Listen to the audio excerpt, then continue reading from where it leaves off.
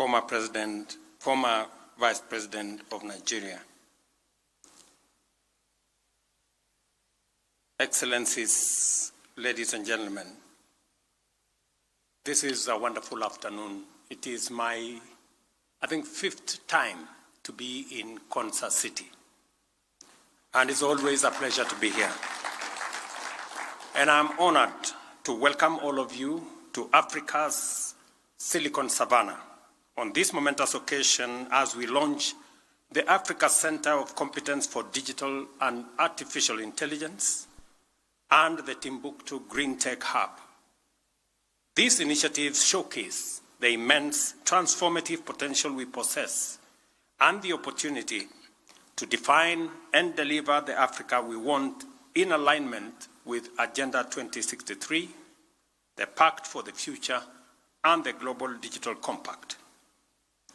These facilities will go a long way towards addressing digital divides, providing viable models for implementing digital sector transformation strategies, and thirdly, paving the way for a sustainable human-centered technological future. This occasion provides an excellent platform to briefly discuss the different ways in which our bottom-up economic transformation agenda prioritizes digital transformation as a cornerstone of inclusive growth. Already, a number of key initiatives under this agenda are well underway. First, we are undertaking an ambitious expansion of digital infrastructure by developing a 100-kilometer fiber optic network to connect 74,000 public institutions and establish 25,000 public Wi-Fi hotspots countrywide. I listened very carefully to the governor of this great county, and he mentioned about that fiber optic. I want to say here that we have now decided to partner with Kenya Power so that we can use the extensive infrastructure of Kenya Power to deliver fiber optic. It will make it much more easy for us to deliver fiber optic to public institutions that are already connected to electricity, and eventually deliver fiber optic to homes. And that is why I say our focus, we have approximately 74,000 public institutions. Our focus is to deliver fiber optic to all these institutions, and we have rolled out phase 1 with Kenya Power. Minister here is very well seized of that intervention, and we are working collaboratively with other partners to make sure that we deliver on that commitment. We believe this infrastructure will expand internet connectivity to 8.5 million homes and businesses, significantly reducing the digital divide across homes, schools, villages, and counties.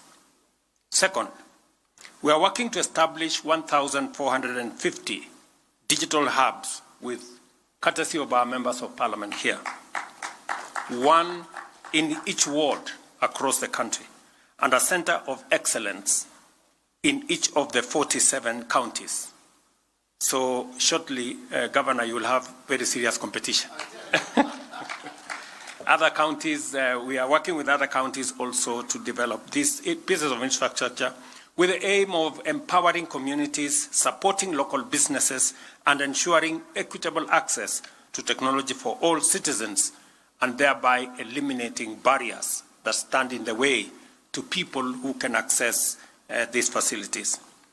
I take this opportunity to reaffirm the remarkable transformation that has already begun and is now accelerating exponentially as a result of the digitization of government services.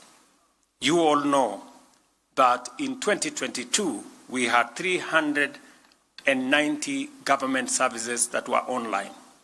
Today, after 2 years, we have 20,855 government services that are now available on a digital platform.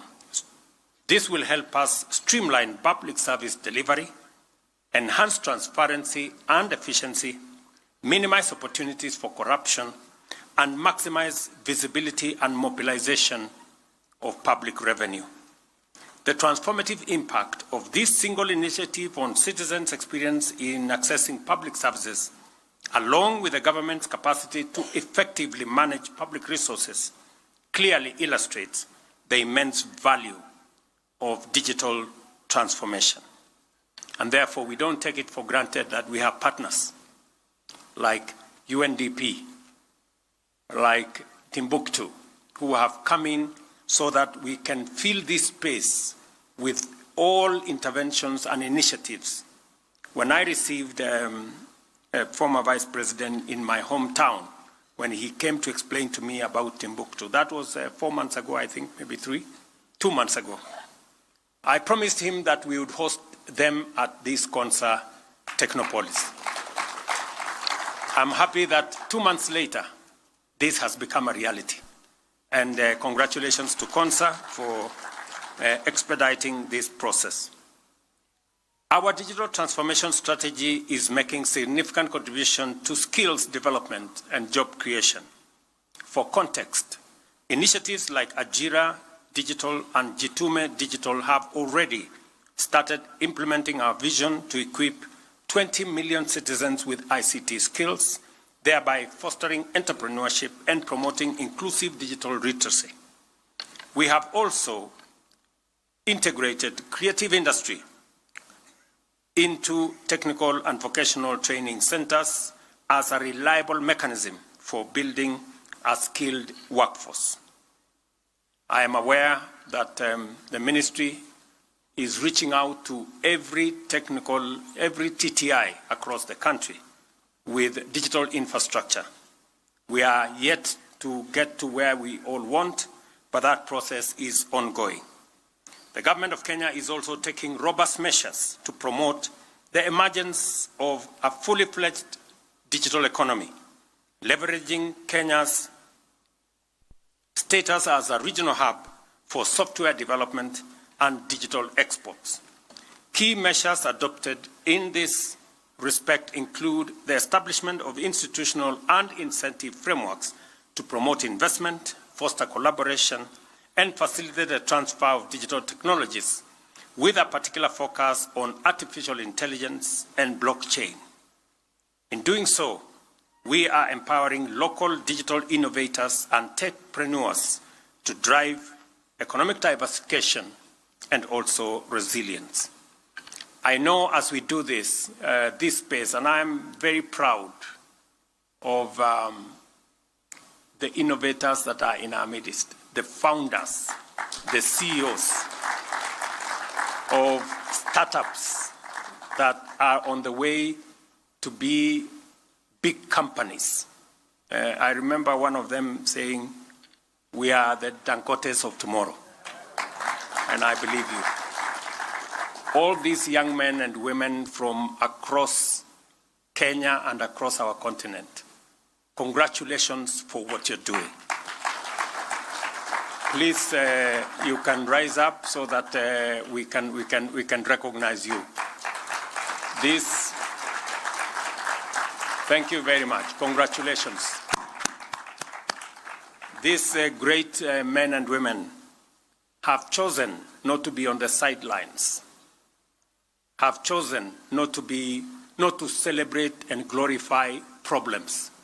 They have decided to fashion solutions for the challenges that we face.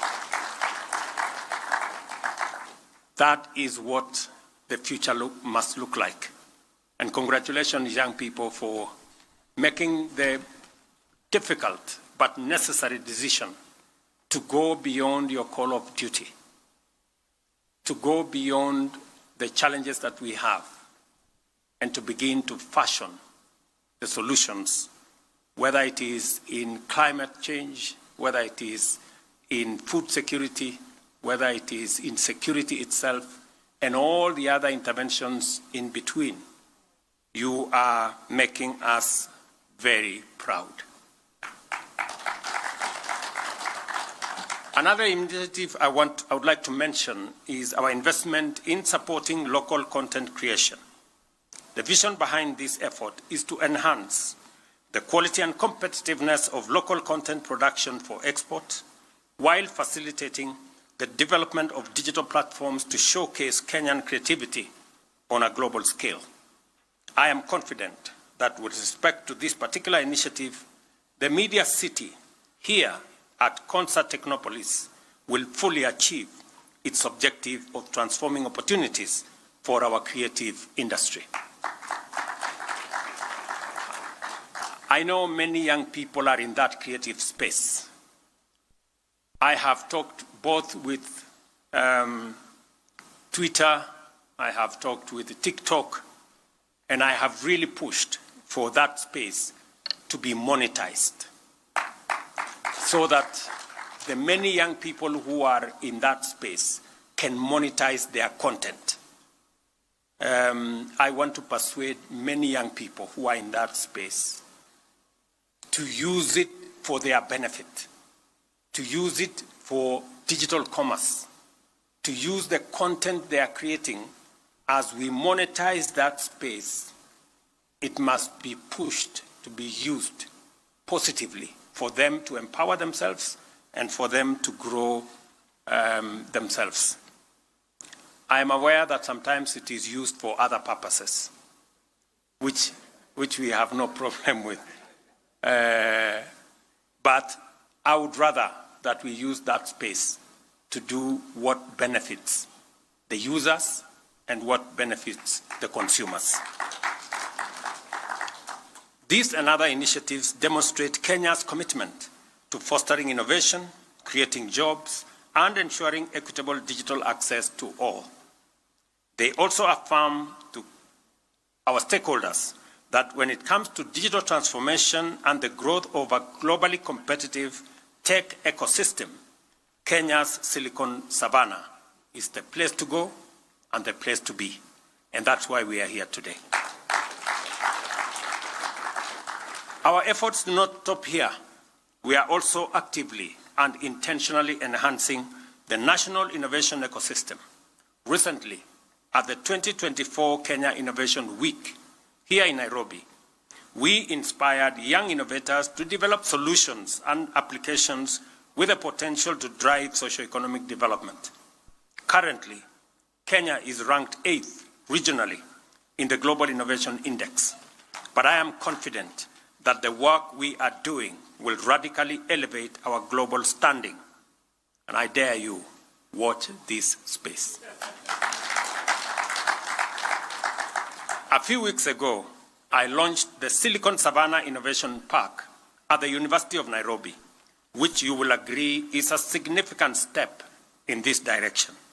As a research and incubation hub, the park will complement the Concert Technopolis, positioning Nairobi as a key player in the 21st century technology sector, both in our region and globally.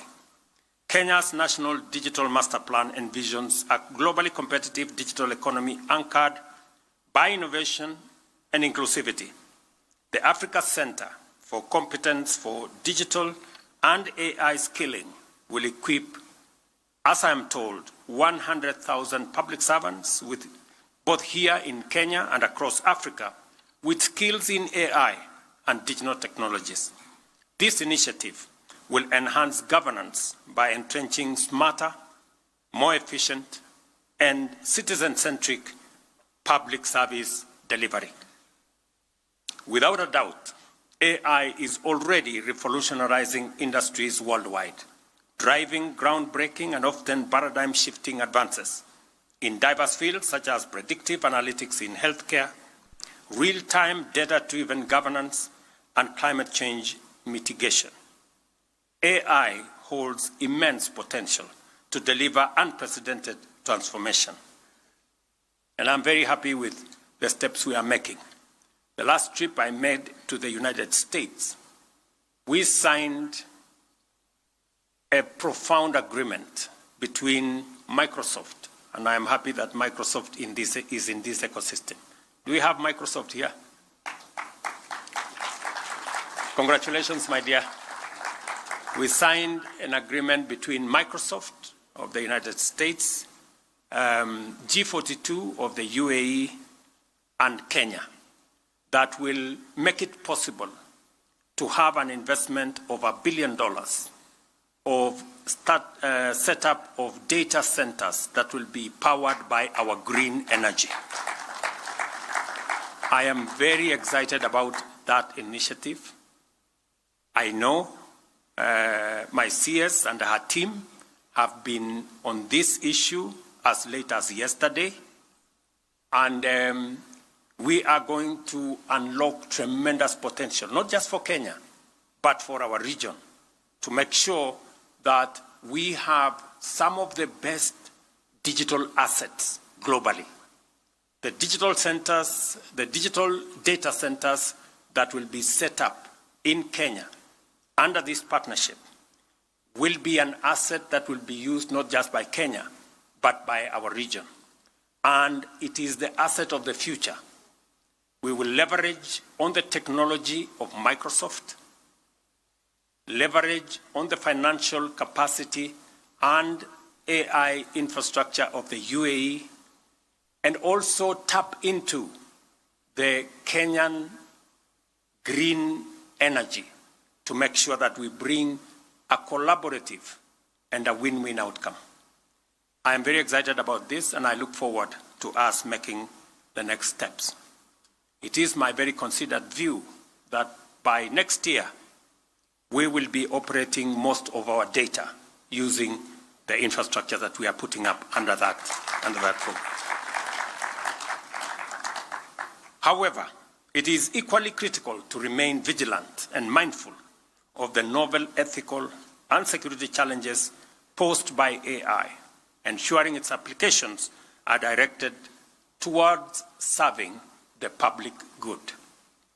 I strongly believe in the power of emerging technologies to deliver transformative solutions and to enable us address climate change more effectively. The purpose of the Timbuktu Green Tech Hub to support startups in renewable energy, sustainable transportation, waste management, and energy efficiency reinforces this belief.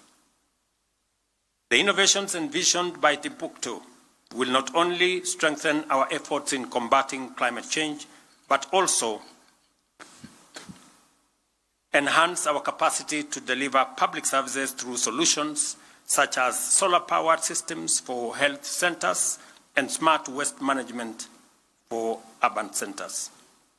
Kenya's established credentials as a global leader in renewable energy, with over 90% of our electricity generated from renewable sources, provide a strong foundation for this initiative. Additionally, our vibrant startup ecosystem is home to trailblazing innovations that have redefined how we access and experience essential services. They include, of course, M-Pesa, a fintech solution that revolutionized financial inclusion through mobile money transfer. Jumuiya, an e-commerce platform that has expanded market access for businesses while improving convenience for consumers. M-Copper, an energy tech solution offering affordable solar technology financing to underserved households. MyDawa, a health tech platform which simplified access to healthcare products and enabled inclusion. And I can go on and on. These and many other innovations reflect the vibrancy, creativity, and ambition of our digital ecosystem, while underscoring Kenya's vision for a digitally connected, innovative, and inclusive economy that is seamlessly interconnected with the rest of Africa and the world. I'm encouraged by the fact that the Timbuktu Green Tech Hub complements similar hubs operating in Lagos, founded on fintech, Kigali, focused on health tech, and other Timbuktu Africa Innovation Foundations, with the aim of mobilizing investments to support 100,000 startups and transform the livelihoods of 100 million people across our continent. The Green Revolution has created over 12 million jobs already. Africa possesses 60% of the world's solar energy potential, yet we have harnessed less than 10 of this capacity. By championing green innovation, Kenya seeks to unlock economic opportunities, create green jobs, and secure a greater share of this untapped potential. Africa's demographic dividend has emphatically positioned our youth as the architects of today and masters of the future. The Green Tech Hub is a visionary investment in their creativity and potential to turn ideas into transformative solutions. As we embrace green technology, we must proactively address challenges such as carbon emissions from tech manufacturing and the growing issue of e-waste. Ensuring sustainability remains at the core of our efforts. And I like really what my sister said, that this must be about access, it must be about affordability, and it must also be about sustainability. We must have it all in a pack. The world is transitioning into a green and digital economy, and it is time for Africa to not only contribute, but also claim its rightful place in global leadership. The Africa Center for Digital Competence for Digital and AI Skilling and the Timbuktu Green Tech Hub represent significant milestones on this journey. Their success, and indeed our collective success, depends on collaboration among governments, the private sector, development partners, and communities. Together, we can deliver a green and digital African future, powered by ambition and the ingenuity of our young people.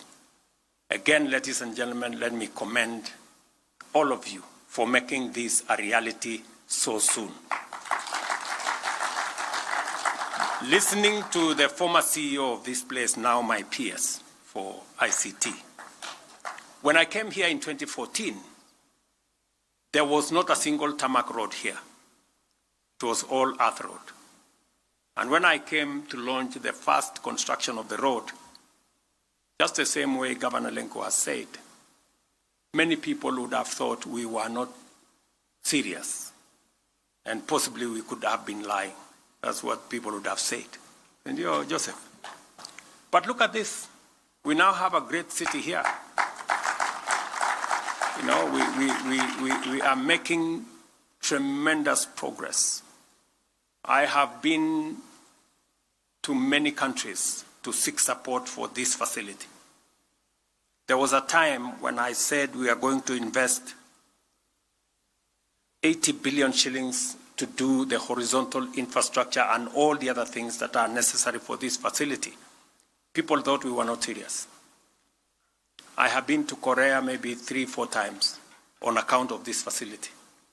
And the last time I was in Korea, we finally agreed that we will work with them to dual the road from Machakos Turnoff all the way to Emali. So that road is going to be dualed for the Doubting Thomases. Just so that you know, we are going to do that road.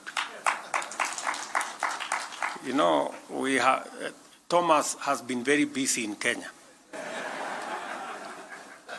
You know, the spirit of Thomas, the doubting, the spirit of Doubting Thomas, he's been working overtime in our country. So we are going to do that road. And equally, I know the Member of Parliament here has also said something about water. It is important that we deliver water to this facility. And that is why I have asked my sister there, who is now the chair of Tanati, this lady, and the ministry concerned, that whether it is going to be Thwake, and we, again, let me report here that on Thwake, we will be approving an additional facility by cabinet in the next couple of weeks, so that we can have another 9 billion shillings to be able to complete Thwake as a dam. I have already talked to my friend Adesina at the Africa Development Bank to assist us with the facilitation of that amount so that we can conclude this, one of the largest water projects in the Republic of Kenya, here in Tua. Additionally, when I was in Korea, we also agreed that if that delays, we are going to use the facility we get from Korea that has also assisted us put up the university here, the science university here, to deliver water from the Nolturesh. So we have both running side by side. Whichever will get us here water first will be it. So we are working in parallel just to make sure that there is water, not just for this facility, as was said by the governor, but for also the community living around here, so that this facility can have friends and can have good neighbors. So we will work with everybody to make sure that this is done. It is necessary that we work collaboratively together as we focus on how we can empower our citizens and grow our economy, create jobs, and drive progress into the future, working not just as Kenya, but with our friends and partners from this continent and from beyond. Again, on behalf of the government and people of Kenya, for those of you who've come from without our country, you're most welcome to Kenya. Kenya is ready for business, and we are going to work with you. I agree that maybe the CS for ICT should move to Konza, because it's a beautiful compound, isn't it? Oh, it's a beautiful place. I think you will enjoy yourself here. There is no traffic. It's a smart city. You know, there is all the facilities here are really good. So we will look forward to making it possible for Konza to achieve the intended purpose. I think we are beginning to make the steps that will take us towards unlocking the potential that this space significantly holds. Congratulations to our members of parliament also for passing the Technopolis bill. I am waiting for it. I did agree with you, both committees of parliament, that it is now necessary for us to turn this place, instead of it being a project, this place should now go beyond being a project. It should be something bigger than what was originally envisioned. So congratulations to all of you, to the great people of this county of Makueni. Asanteni sana kwa kutukaribisha hapa Makueni. Asanteni watu wa sehemu hii yote, na nimefurahi sana kusikia gavana wetu akisema ya kwamba hii Technopolis ni ya Kenya mzima. Asante sana gavana. Zamani tulikuwa hapa na maneno mengine, watu walikuwa wanasema hii ni ya kona hii, ni ya kona ile, na nafurahi kwamba tumekubaliana. This is a facility not just even for Kenya. You can see people from across Africa already here, and you can see investments from across the globe are here. Phase 2, God willing, as the member of parliament was saying, phase 2 of this project hopefully will be funded by friends from Italy. So this is an international facility. This is a facility that brings citizens together, the region together, and the globe together. It is a facility that is good for all of us. And the potential that exists here is enormous. And we must do whatever it takes to make sure that we do not erect barriers, we do not create roadblocks, we create more bridges, we do more facilitation so that this project can serve us all. The Africa Center for Competence for Digital and AI Skilling and the Timbuktu Green Tech are now officially opened. Asanteni sana. Thank you very much. Another round of applause for His Excellency as we now come to the conclusion of this session. Your Excellency, I'll request that we all remain in our standing positions as we allow His Excellency to exit at his own